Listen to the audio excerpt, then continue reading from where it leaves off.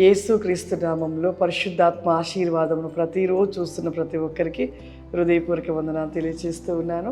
ప్రతిరోజు ప్రార్థన చేసుకున్నట, వాక్యం ధ్యానించుట ఎవ్వరూ మర్చిపోవద్దు.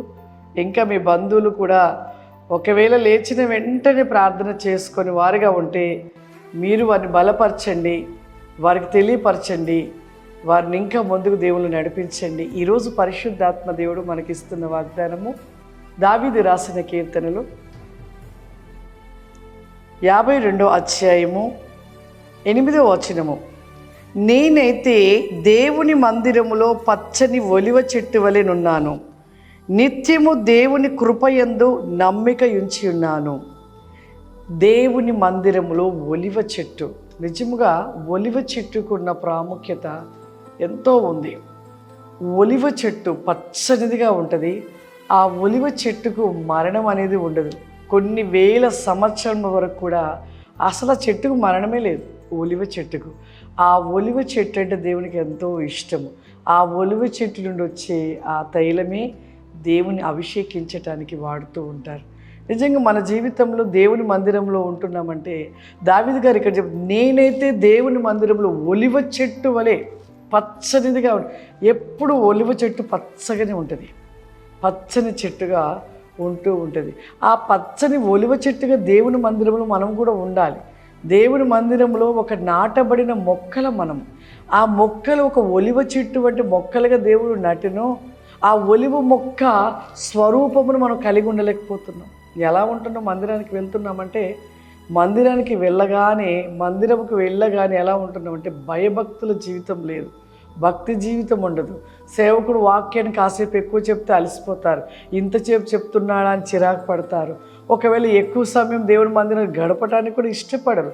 ఏదో వెళ్తున్నాము, మందిరానికి వస్తున్నాము, దేవుడు ఏదో మాకు ఇస్తాడు, అది పొందుకుందామనే ఆలోచనతో వెళ్తున్నారు. కానీ నిజముగా భయభక్తులు కలిగిన వాడు దేవుని మందిరానికి ఎందుకు వెళ్తాడంటే తన నడతను సరిచేసుకొని, తన ప్రవక్తను సరిచేసుకొని పరిపూర్ణంగా దేవుని ఒడిలో చేరాలని ఒక ఆశ కలిగి భయభక్తులు కలిగిన వాడు వెళ్తూ ఉంటారు.